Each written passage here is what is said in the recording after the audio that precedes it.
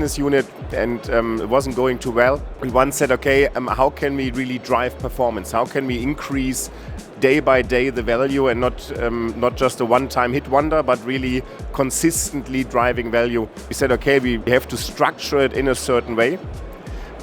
Started first with Excel and finally found out that it is impossible, because if you have thousands of measures and you want to follow up, etc., then we more or less met with ORO and said, okay, how can you help us to really build a solution which covers that process? Structuring an organization in a manner that you really drive value, extract the value, that's actually key. It was really interesting. It was not like we started the company to build to solve this problem, but when I realized how interesting a workflow it is, I said, okay, we'll solve this.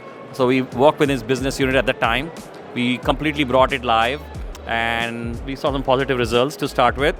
And roughly, I would say, a year later, you took over as a CPO of BASF, and he wanted to bring the same structure that he implemented at this business unit with really positive results. Can I do this even at a bigger level now, at a bigger scale?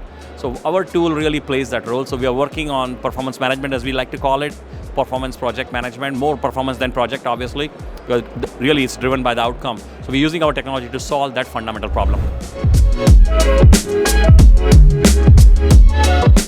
When I have such a project defined, I need a business case. Yeah, because there are thousands of opportunities which you have if you sit down and brainstorm. So what we said then is to really go through all of our spend once and also structure the spend differently. We actually need to go and sit down with the guys who really order that stuff. And we should, and as procurement, we need to understand what other options do we actually have to change the order. So with every plant at BASF currently in Ludwigshafen, Germany, which is our biggest site, 33,000 employees, 150 different plants roughly, and sit down with them, look at the individual spend of that plant, direct procurement, so all the raw materials, energy, logistics, as I just said, and then all the indirect spend, services, etc. So you can really see how it builds. Yeah, and then you see the measures going through those implementation levels is very satisfying, because you can see how we make progress in driving value every day. We discussed it a lot at the beginning, because Sudhir said, should everybody see every measure? Or shouldn't we limit that? And I said, no, leave it open.